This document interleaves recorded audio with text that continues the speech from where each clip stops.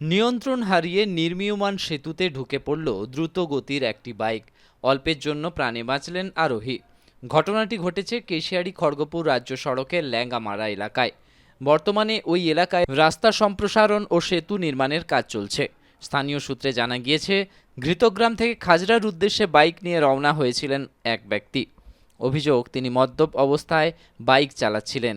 ল্যাঙ্গামারা এলাকায় নির্মীয়মান সেতুর কাছে পৌঁছতেই নিয়ন্ত্রণ হারিয়ে বাইকটি সরাসরি কাজের এলাকায় ঢুকে পড়ে।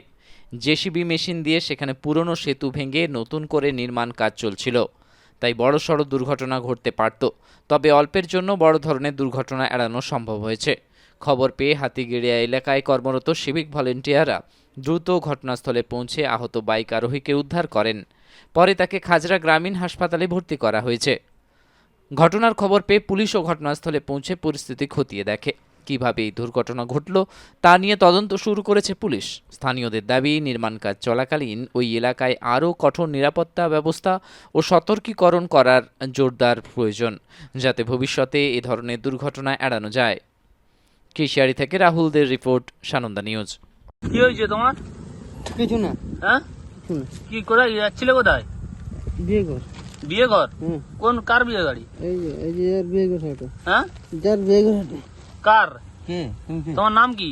আমার রেন্টা টুডু। হ্যাঁ, রেন্টা টুডু। রেংটা টুডু। হ্যাঁ। বাড়ি? গীতগ্রাম। যাচ্ছিলে কোথায়? এইখানে। কোনখানে? গীতগ্রাম। হ্যাঁ,